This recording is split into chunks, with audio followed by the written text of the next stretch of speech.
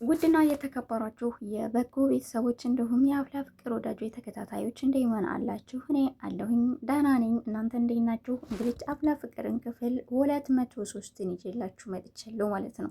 እንደተለመደው ከእናንተ የሚጠበቀው ላይክ እና ሰብስክራይብ ማድረግ ነው። ወዳችኋለሁ። ወደ ሀሳቤ ልግባላችሁ። ኤላን በጣም ብዙ ሰው እየተከታተለው ነው። ከብዙዎቹ መካከል አንደኛው ዳኒ ነው። ዳኒ በሶስት አይነት መንገድ ነው የሚከታተለው። አንደኛው በደመረ ሲሆን፣ ሁለተኛው በጸጋ ነው፣ ሶስተኛው ደግሞ በቤዛ ነው ተከታተልልኝ የተባለው ማለት ነው። እንግዲህ ዳኒ በሶስት እየሰራ ነው ማለት ነው። ሶስቱም ስራው ግን ኤላ ላይ ነው። አይገርምም? ኤላ ግን ምን አይነት ሰው ቢሆን ነው? ምንስ ቢይዝ ነው? ምንስ ቢጠረጥሩት ነው በሶስት አካባቢና በሶስት ፈትሽልን የተባለው? ምንስ ቢይዝ ነው እንደዚህ አይነት ጥርጣሬ ውስጥ እየከተታቸው? ማለትም አንድን ነፃ ነው ብሎ ያሰበና ነፃ ነው ተብሎ የታሰበ ሰው ተጠርጥሮ ተከታተልልን ስለማይባል ማለት ነው። እንግዲህ ጸጋ በጣም ብዙ ርቀት ሂዳለች ሰብሊን ለመቅረብና ጓደኝነት ለማድረግ። እሱ ደግሞ በሰብሊ አይደለም ጸጋንና ማንንም እንደማይሰማ አብረው ሲያወሩና አብረው ሲወያዩ ባያቸው ጊዜ መሀል ሞገድ ላይ ጠብቆ ለብቻዋ አሁን በእኔ ሳይሆን በእሳት እየተጫወትሽ እንዳለሽ ልንገርሽ ብዬ ነው ተሰብሊ ትርቂያለሽ፣ እሱን ወደሽ ሳይሆን በግድሽ ነው እያለ ሲያስፈራራትና ሲያስጨንቃት ነበር። እሱን እንደዚህ ያላት ለአንደኛ ጊዜ ብቻ አይነበርም፣ ለሁለተኛ ለሶስተኛ በተደጋጋሚ እየነገራት ነበር።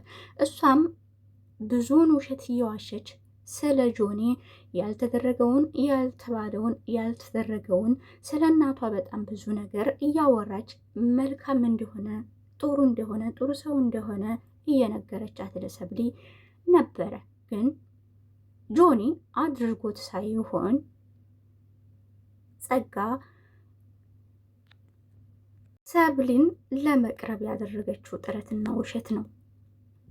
በነገራችን ላይ ኤላ ማለት ሀቀኛና ጥርት ያለ ሰው ነው። በአቋሙ የሚጠና ውሸት ነገርና ማስመሰልን የማይደግፍ የማያምርበትም ሰው ነው። ችግር እንኳን ቢደርስበት በሀቀኛነቱና በአቋሙ ጸንቶ ችግር ቢደርስበትና ያንን የደረሰበትን ችግር ቢጋፈጥ የሚሻለው ሰው ነው። እንደነ ጆኒ አይሽለጠለጥም።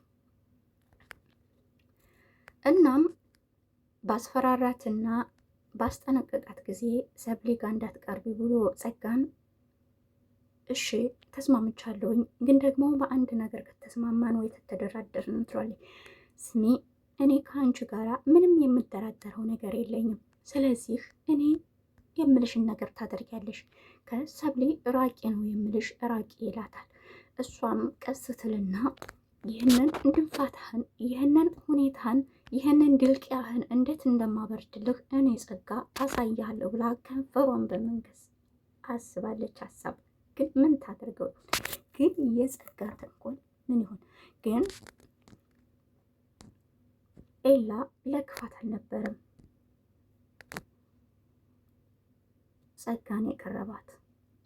ጸጋን የቀረባት ኤላ ደመረን አብረው እስከነ ችግሯ ለመጋፈጥ ነበረ። ነገር ግን ጸጋ ኤላን ተጠራጠረችው። እንድትጠራጠር ያደረጋት ደግሞ በተደጋጋሚ በሌላ ሰው እያስመሰለ ስለ ደመረ ያነሳባት ነበረ። እሷም የደመረ ተልኮ አለበት ወይም ደግሞ እየሰለለኝ ነው እሱ ሰለልልኝ ብሎ ልኮት ነው በሚል ሀሳብ ኤላን ትጠረጠረዋለች። ኤላ ግን የምትጠረጠርበት ቦታ አልነበረም።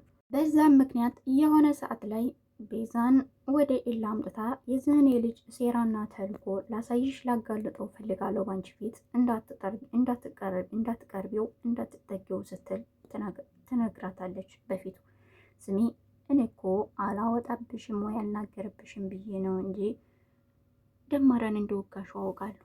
ስለዚህ አርፈሽ ትቀመጫለሽ በሚል ቅስሟን ስብር አድርጎ አስቀምጧት ነበረ። ምክንያቱም እሱ ለእሷ ሲል በጣም ብዙ ዋጋ እከፍላለሁኝ ይህንን ሰው እያጋልጣለሁ ሲል፣ እሷ ደግሞ ነገሩን ጠምዝዛ ወደ ሌላ ነገር ስትወስደው ምንም ማድረግ ስላልነበረበት ይህ ነበር የሚያደርገው።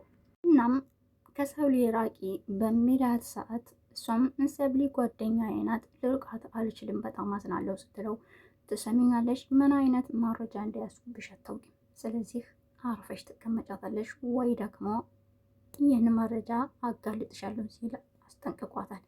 እሷም ጥርሷን ነከስ በማድረግ ወደፊት የምታስበውንና ምን አይነት ጉዳት እንደምታደርስበት እያቀደችውን አቅዳለች ማለት ነው።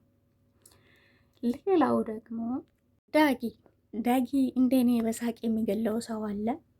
ዳጊ እንግዲህ በሁለት አፍቃሪዎች ውዝግብግብ ድንግርግር ብሏል ማለት ነው። እሱ የሚያፈቅረው ሜላትን ሲሆን እሱን የምታፈቅረው ደግሞ ሬዲየት ናት።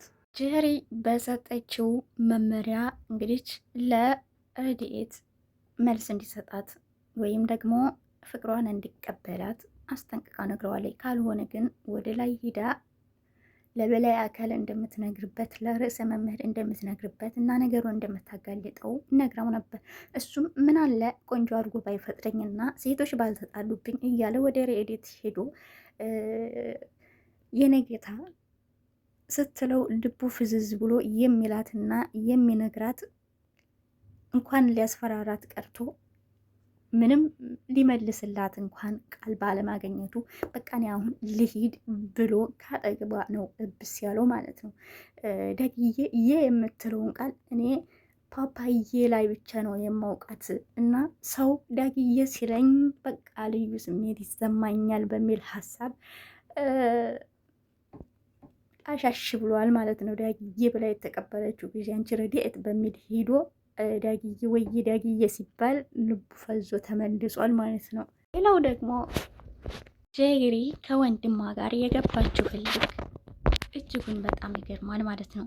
እንግዲህ ወንድሟ በሴቶች ላይ የሚያደርገውን ነገር እስካላቋረጥ ድረስ እኔም የማደርገውን ነገር አላቋረጥም በሚል እንግዲህ ኬሮ መኪና ይዞ መጥቶ ባለፈው ትምህርት ቤት ተቀብሏት ቤቷ ድረስ አድርሷት ነበረ፣ ሸኝቷት ነበረ። ይህንንም ወንድሟን ስለማያውቅ እሷም በሄቨን ፊት ትነግረዋለች። እሱም በጣም ድንገተኛ ወሬ ስለነበረበት ራሱን በመያዝ እኮ ይሄንን አድርጋችኋል ማለት ነው ብሎ በጥፊ አንድ ጊዜ ካቀመሳት በኋላ እሷም ሪኦ ብላ እንግዲህ ደግሞ በቀሏንም እንደምትበቀል በዚሁም ተናግራለች ማለት ነው። ምን እንደሚከተልህ እንግዲህ ሲስተም እሱ ይወቀው ማለት ነው።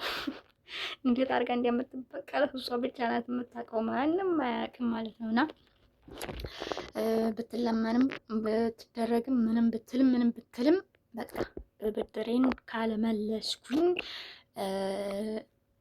እኔ እናቴ ሲል ብላ አልወለደችኝም ሁላ ብላለች ማለት ነው። ስለዚህ እጥፍ ድርብ መልስ ጠብቅ ሲስተም ማለት ነው። እና ቤተሰብ ያለው ነገር ይህንን ይመስል ነበረ። ለቤቴ አዲስ ካላችሁ ላይክ ማድረጋችሁን አትርሱ። ወዳችኋለሁኝ፣ አከብራችኋለሁ ቤተሰቦቼ። ለእናንተ ለማስረዳት ደከመኝ እና ወዳችኋለሁኝ። በሌላ ቪዲዮ እስከምንገናኝ ሰላማችሁ ብዝት ይበል።